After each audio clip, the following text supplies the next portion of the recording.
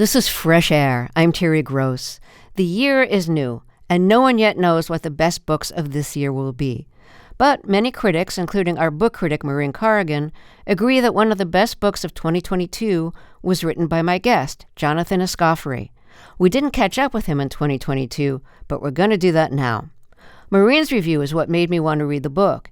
Here's what she said about why he's on her best of list. Jonathan Escoffery's debut collection of 8 interconnected short stories overwhelmed me with its originality, heart, wit, and sweeping social vision.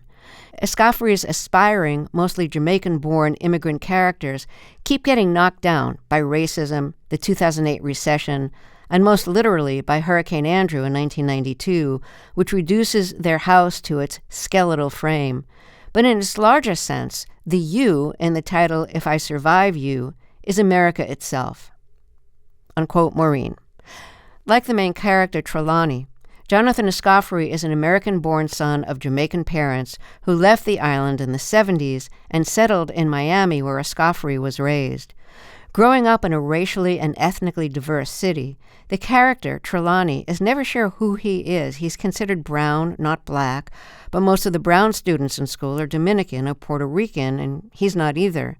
He becomes an aspiring writer, but supports himself doing odd jobs, sometimes creepy or unethical ones, and for a while is living out of his car.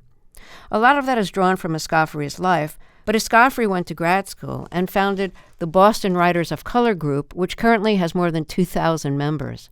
He's received grants and fellowships. He's now a Wallace Stegner Fellow at Stanford University and attends the University of Southern California's PhD program in creative writing and literature as a Provost Fellow. Jonathan Escoffery, welcome to Fresh Air. I really enjoyed your book. I want you to read from the very beginning of the book, and this is a slightly condensed version of the beginning. Absolutely, and thank you for having me. This is from the beginning of the book and from a story titled Influx. It begins with, "What are you?" hollered from the perimeter of your front yard when you're 9, younger probably. You'll be asked again throughout junior high and high school, then out in the world, in strip clubs, in food courts, over the phone, and at various menial jobs. The askers are expectant. They demand immediate gratification. Their question lifts you slightly off your pre-adolescent toes, tilting you, not just because you don't understand it, but because even if you did understand this question, you wouldn't yet have an answer. It's America, and it's the 80s, and at school, in class, you pledge to one and one flag only, the Stars and Stripes. Greatest country on earth is the morning anthem. It's the lesson plan, a mantra drilled into you day in, day out, a fact as inarguable as 2 + 2 = 4, and what you start to hear, as you repeat this to yourself, is the implication that all other nations, though other nations are seldom mentioned in school, are inferior. You believe this. It's an easy lesson to internalize, except that your brother Delano, your parents, nearly all your living relatives are Jamaican. When your play cousin moves to Kingston from Miami to your Cutler Ridge neighborhood, winding up in your 3rd grade class, refusing to pledge allegiance to your flag, you know to distance yourself from her. You say a quiet thanks that your last names are different. If you'd had any context for the question of what you are when it first came, you might have answered American. You were born in the United States and you've got the paperwork to prove it. You feel pride in this fact, this inalienable status. You belt Lee Greenwood's God Bless the USA on the 4th of July, and even more emphatically after visiting your parents' island nation for 2 weeks in your 9th summer. You disagree with every aspect of the island life, down to the general lack of central air conditioning. You prefer burgers and hot dogs to jerked or curried anything. Back at home, your parents accuse you of speaking and even acting like a real Yankee. But if by Yankee they mean American, you embrace it. I speak English, you respond.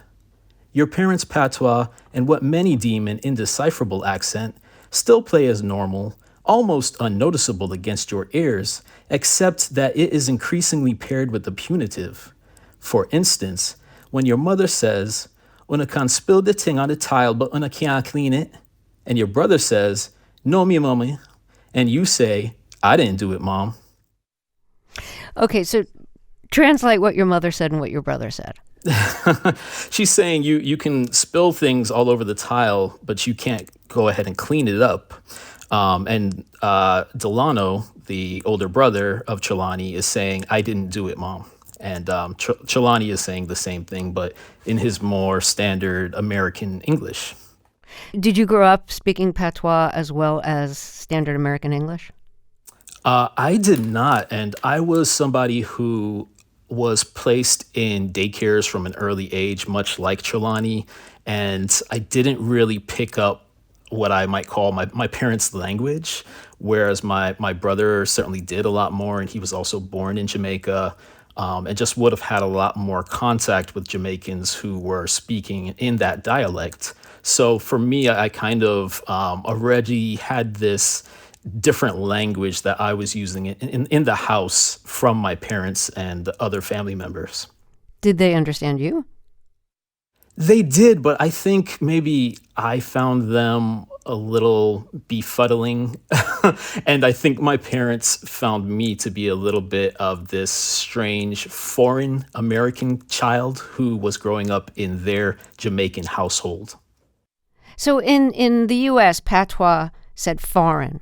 What did it mean in Jamaica? Was speaking patois in Jamaica a sign of class? It was. And here's the thing, I think a lot of Americans might listen to how Jamaicans speak, hear an accent, and think that that is speaking patois. Whereas in Jamaica, it's a very different thing. People like my parents who went to school where they were being taught by the British educational system prior to Jamaica's independence, they would have thought of the way they were speaking in school and in front of their parents as one kind of English. And then patois would be the kind of thing that they would speak with their friends out in the streets or out at a party. And if somebody could only speak patois, that would be a kind of indication of being part of the lower class. Was your family part of the lower class? So my family was part of the middle class. My father's family, prior to marrying my mother, they were more of a kind of upper middle class. And my mother was maybe more on the lower middle class, but still traditionally educated. So Trelawney, your main character, grows up in Miami and goes to majority minority schools where there's few white people. Most of the students are Puerto Rican, Dominican, African American, Jamaican, and people are always asking, what are you? So they'd kind of know what team you're on.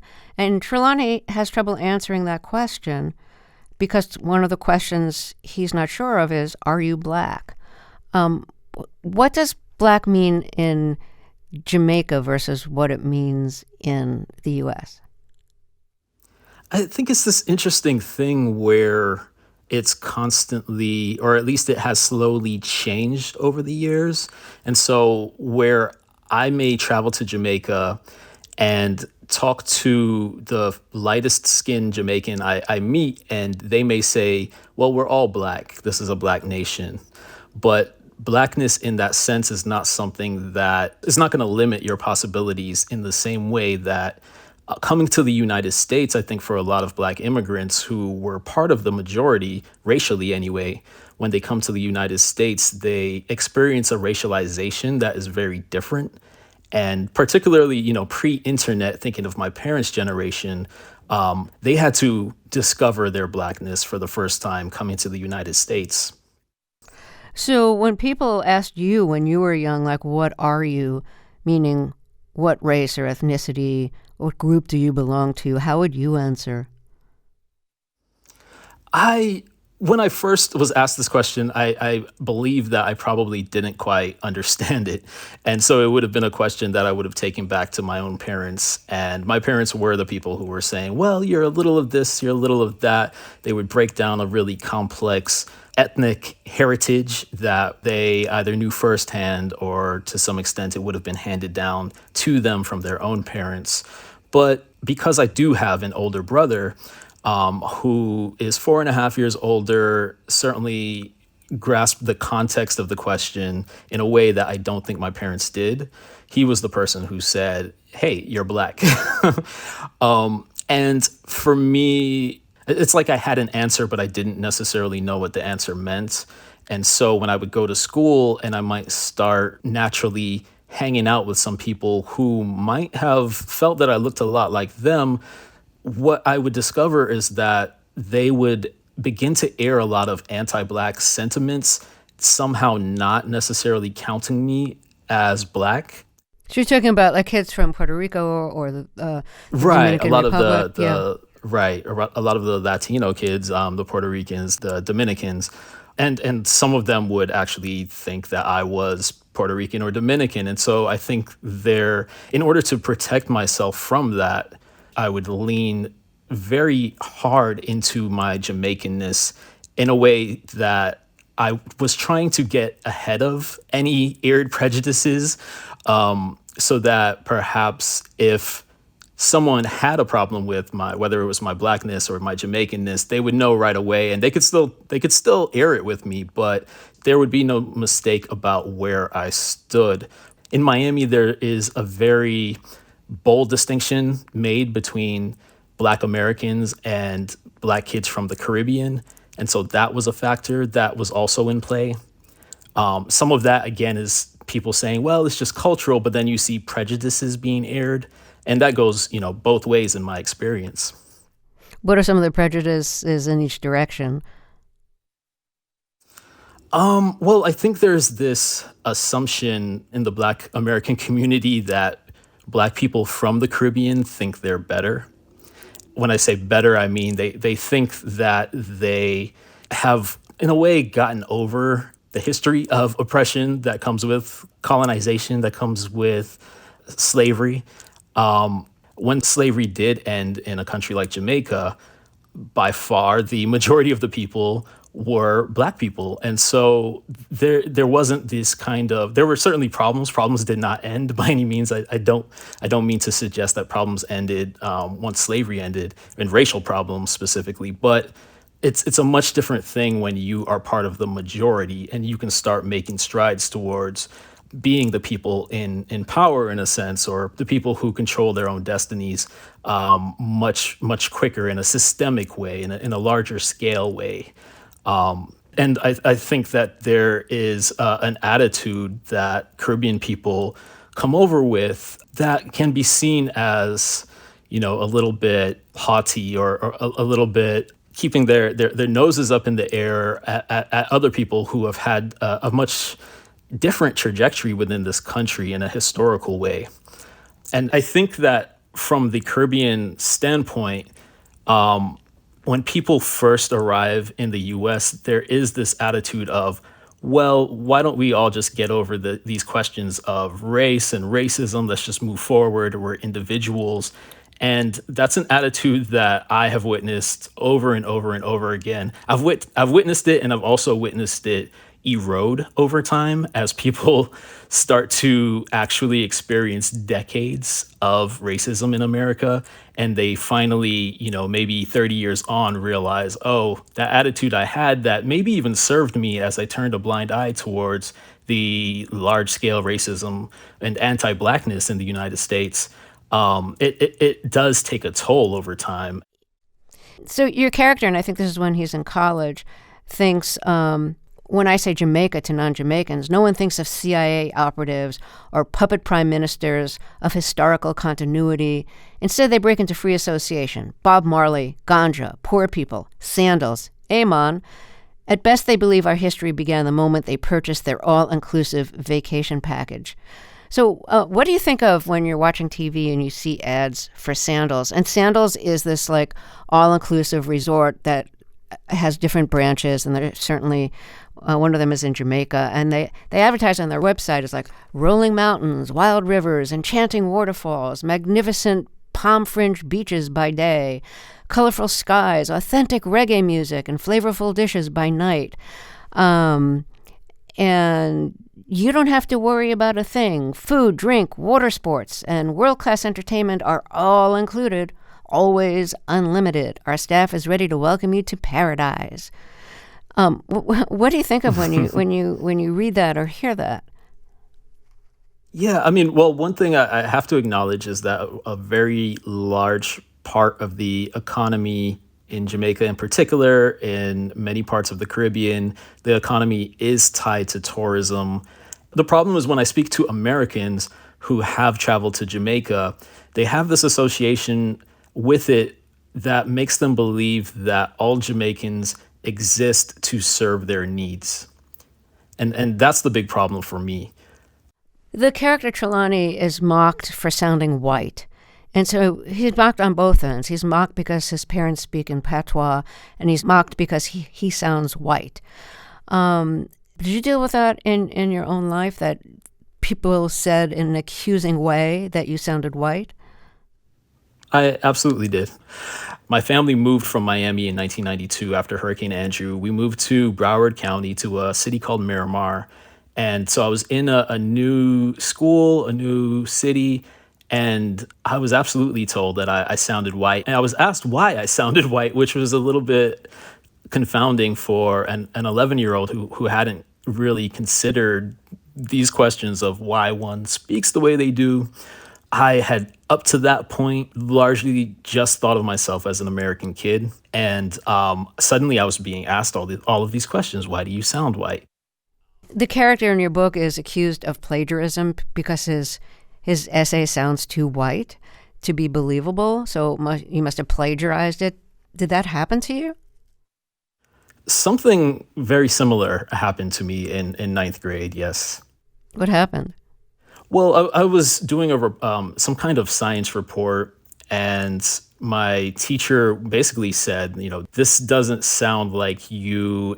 But it was after, maybe half a year of seeing how the other Black kids, including myself, were treated by this teacher. And this was at a point in my life where I had a full investment in, I think, my Blackness and signifying my Blackness through the music I listened to, through the clothing I wore, through my use of AAVE, my playing with it, my trying to speak that way in order to fit in with my friends. And there was this I think it was almost like not just the language I was using in the paper, but a questioning of my intelligence, period.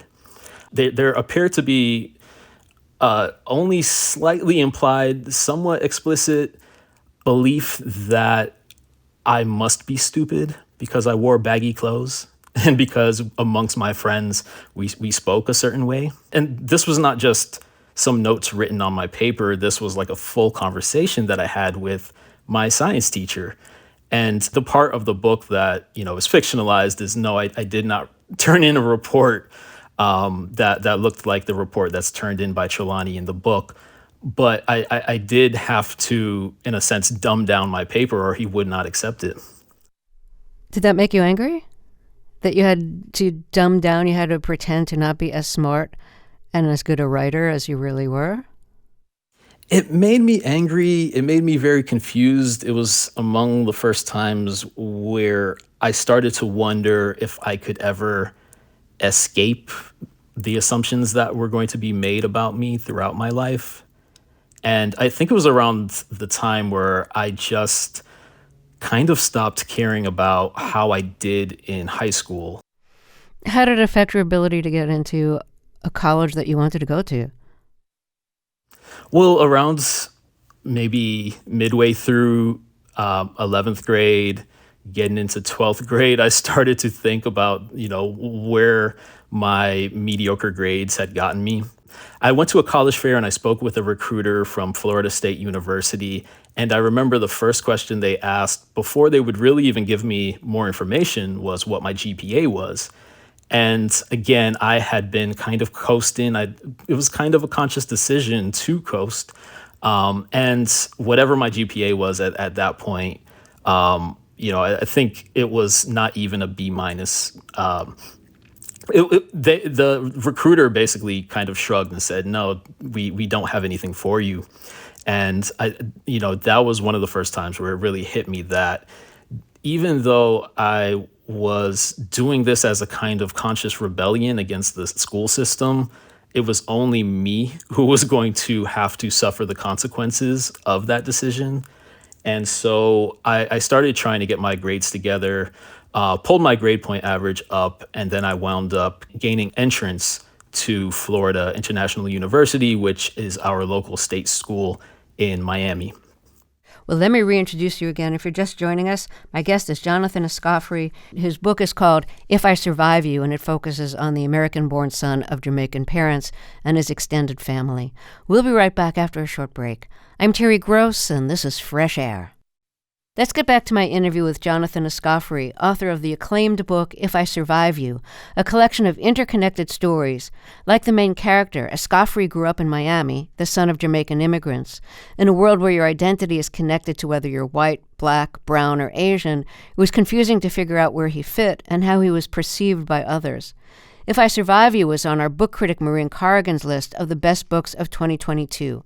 But we're just catching up with Escoffery now. Jonathan, why did your parents leave Jamaica? My parents left Jamaica for a similar reason that the parents in my book leave Jamaica, which is that the crime rate had absolutely exploded. And they were not just reading it in the newspaper or seeing it on the nightly news. It was something that was all around them. There were home invasions in their neighborhood. Violent things were happening to their neighbors, people they knew. And so watching that happen, they decided that they were going to move with my brother to the United States. They had a kind of vague awareness that this was all tied to politics and tied to the politicians who would go into the poorest neighborhoods and promise something. For plumbing to be installed in one little house that people would be able to use if everybody in that community goes out and votes for their side, for example. But that would basically explode into violence between competing groups. And that was absolutely motivated by politics in a kind of explicit way. And then we have the American influence. People of my parents' generation, they were actually very aware of who the CIA agents were, who were, oftentimes just kind of hanging out with people. And the CIA agents who they knew, they would be at the parties that they would go to. They would date their friends. It was these kind of open secrets. So there was awareness that they were there, but it wasn't until kind of later reports came out about the actual damage that they were doing in terms of stoking the violence, because Michael Manley, the prime minister, was moving forward with a socialist agenda, which would have worked against the United States' global priorities. So there's a chapter in your book devoted to like how messed up your home was. Like one of your homes in Florida, they were like millipedes and nighthawks swooping down and crabs on the streets. It was just like the house felt like haunted by, creatures. So I imagine that's pretty realistic in parts of Florida, and that there's probably really big roaches. And what's the name of the bug I'm thinking of? The palmetto bug. The palmettos, which is yes, our the palmetto roach. bugs. Yes. Yes, exactly. So were you plagued by that? We were plagued by all of those things. Yeah, the millipedes were everywhere. The nighthawks definitely attacked us. The crabs were everywhere, though I was a little bit more fascinated than afraid of the crabs, and we would catch them in buckets. And I don't think we were quite prepared to eat them in my family, but they were a real occurrence. And many, many more animal species were around at all times, and they seem to come in waves, like seasons, like plagues even. It just seems so surreal to me to think of like crabs in the street. Oh yeah, and Cutler Ridge it's right along the coast, and so the crabs would just come in waves. It's been a long time since I've seen them come in such numbers, but certainly when I was growing up, they would come in by the hundreds or thousands, and it was a good idea to just let them kind of wash under your car, because you would see people kind of rush forward impatiently, and you would see them, half a mile down the street pulled over because they now had a flat tire. I hadn't thought of that. From the claws? From the claws, yeah. But I remember as a kid, my brother and I, we were catching them for sport, especially when they weren't necessarily washing in front of my house in the hundreds, but there might be like a dozen that kind of got lost in the neighborhood, and we would collect them, and neighbors would come up to us and say, hey, are you actually going to eat them? And we'd say no, and then we'd give them to the neighbors. So there were definitely people who were eating them, but just not us. You took a break from college of several years. In that period in between, you did a lot of odd jobs, and I mean that in both senses of the term odd jobs. When Shalani, the character in your book, is doing odd jobs, whatever he can get to make a living, and to kind of keep a roof over his head as opposed to living in his car, a couple of his jobs come from classifieds, like from Craigslist. And one of them is a woman who wants to be punched in the face. She wants to know what it feels like, and she's also doing a photography project. That's what she says anyways. And her ad says, no black men. Your character shows up anyway. And then there's a couple looking for a black man to watch them have sex. So, of course, I'm curious to know if you took jobs like this or know somebody who did, and whether it was just like research looking through Craigslist and similar places to see what kind of weird jobs were out there. It was primarily looking for jobs for myself. Many of the weirder jobs I did not show up for. And then there was the research arm where, being a writer for many years, always looking for subject matter, I found Craigslist was a very interesting place to find people admitting what it is that they desire in a way that they might not say out loud. Or conversely, they may say what they don't want, and they might be more open about who it is that they would exclude. And so those job postings were ones, or I found similar job postings to the ones that wind up in the book on Craigslist. And, typically it'd be the kind of thing where months or maybe even years later, I was still thinking about those postings. And so I decided that I would write about jobs like the ones that I saw, but I had to imagine my way into those stories. I did not show up for the job asking for a man to punch a woman in the face. It's probably a good idea that I make that clear. But I would see so many jobs where people were either saying, do not show up to this being black, no black guys allowed. And then there would be this other arm of things where there seemed to be this real interest in whatever blackness brought to the table. So for the people who said, we specifically want a black man to show up, that I also found almost more fascinating, because I thought, well, what is it exactly about blackness that or what assumptions are you making about blackness, or what do you believe about blackness that is going to add a kind of value to your life in the bedroom? But I showed up to a lot of weird catering jobs, and to be honest, some of them said kind of racially coded things, if not racially, Like what? like don't show up black, or we like a more European look, or it's okay if you are kind of the Caribbean looking mixed look, but there's a certain border, there's a certain line. And if you're someone who, I am somebody who has unfortunately been very poor, has missed meals because I just couldn't afford them, I would show up to some of those jobs and wonder, are they going to let me through the door? I don't know, because I've had these other voices growing up saying, well, you're black, but you're kind of black only, or you're black with an asterisk. And so you might slide through the door. And that was the case where I slid through the door of some of those jobs. Well, you said there were periods when you were poor. You were living out of your car for a while, like your character, right? Well, no, I have, I wouldn't say that I was living out of my car for a while. No. I am someone who has slept in his car as the result of the many hustles that I've had to do to put myself through college. But I wouldn't want to confuse the two. When you say you slept in your car, what do you mean by that? There were times where we had no power. There was times where our water was out.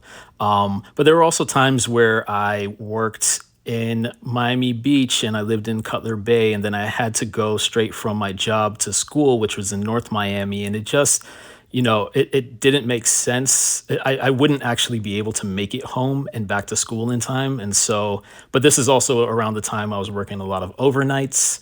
And so, I would sleep in the car for a few hours before class, and then I might sleep in the car for a few more hours after class and then go straight back to work.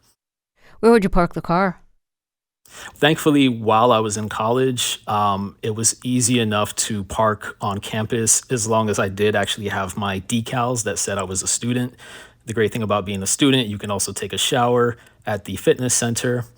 The times where I slept in my car because of the issues going on at my house, like no electricity, maybe I needed internet and I actually had to get things done on campus, but there was nowhere to sleep on campus overnight. Those were the times where, I would have to worry about security because you certainly shouldn't, or you're certainly not allowed to be sleeping in your car on campus overnight. And so that's the kind of thing where you'd have to, spot the security guard and move your car. And then there's a little chase that ensues.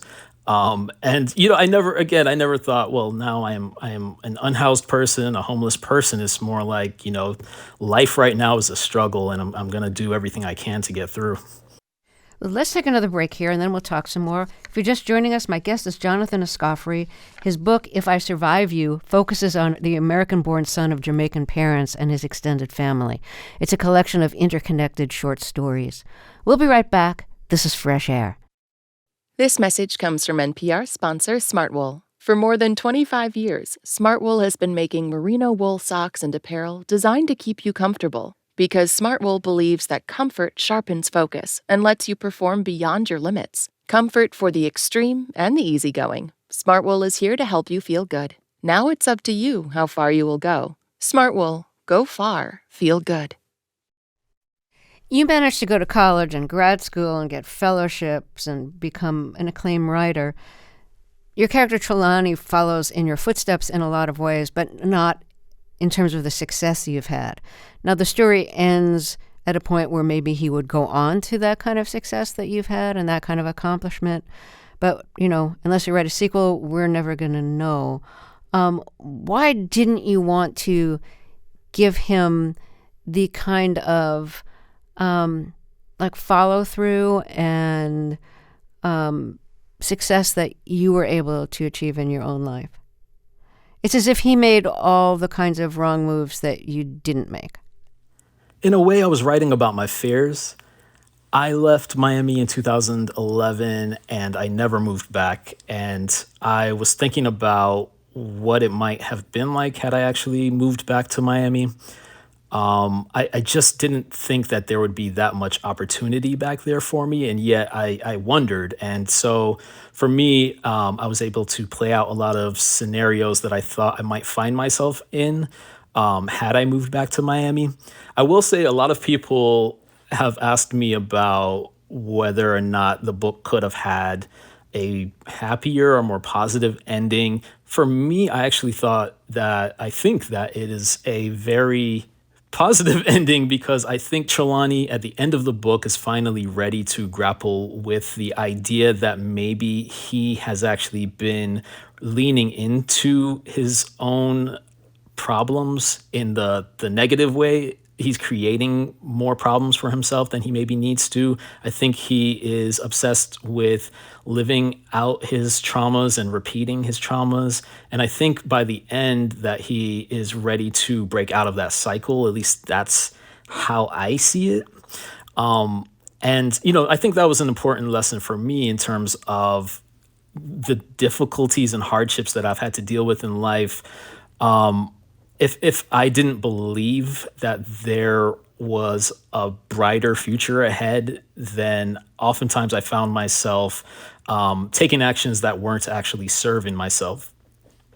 And I was taking actions that were going to lead me nowhere, essentially. And so, I think for me, maybe I just think that's one of the best realizations I've ever had.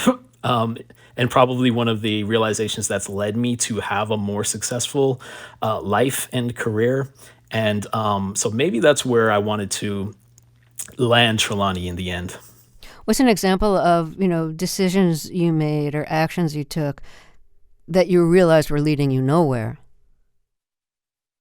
So coming from Miami, growing up in Miami, and there's a part of me that loves this about Miami, I should say. Miami's a very materialistic place. It's a very flashy place. It's the kind of place where most people, if they have a nice car, they can't really afford the car. We are judged on the presentation that we go out into the world with. That's how we judge each other. Oftentimes, that's how we judge ourselves. And I very much needed to break out of that. So I was someone who, at 18, I put myself in loads of debt because I wanted to have nice clothes. I wanted to be perceived as somebody who was attractive and, if not successful, on his way to being successful. And, something that I realized was that if I don't break out of those habits, I was never going to get anywhere, and I was prizing the wrong things, and I was valuing the wrong things. And that was another really good thing about finding my community in college. And suddenly I was around people who really didn't care how they dressed. No offense to them, I'm sure they were dressed just fine, but that wasn't what they were valuing. They were valuing education and the life of the mind and creativity, and that was something that I had to embrace, and realize that putting on this kind of show of doing well was not actually going to help me actually do well. In your acknowledgments, you thank your brother, Jason, you say, who taught me how to live in the world. What did he teach you? I was a very introverted kid who would have happily just stuck with my books and never left the house. And my brother, who, given our age difference, he definitely had every excuse to not take me out with him to parties or take me out to hang out with his friends and take me out to help me meet people. And my brother was someone who helped drag me out of myself and drag me out of my head. And I don't think I could be a well-developed human if I hadn't gotten out of my head at a certain point. I don't think I could write very good stories if I didn't get out and live. And my brother kind of set that example. Of course, my brother is only 4.5 years older than me. So, he was a much more, I would say my older brother was the person who was most present in my life growing up. And he was my figure of manhood in a sense. And that's a lot to put on somebody who, again, is only 4 years older than you. And so, of course, he made mistakes. And of course, I sometimes I learned from his mistakes, or sometimes I emulated his mistakes. But I think he did a lot for me that he never had to do. Well, Jonathan Escoffery, it's been a pleasure to talk with you. Thank you so much. I look forward to reading more from you. Thank you so much for having me.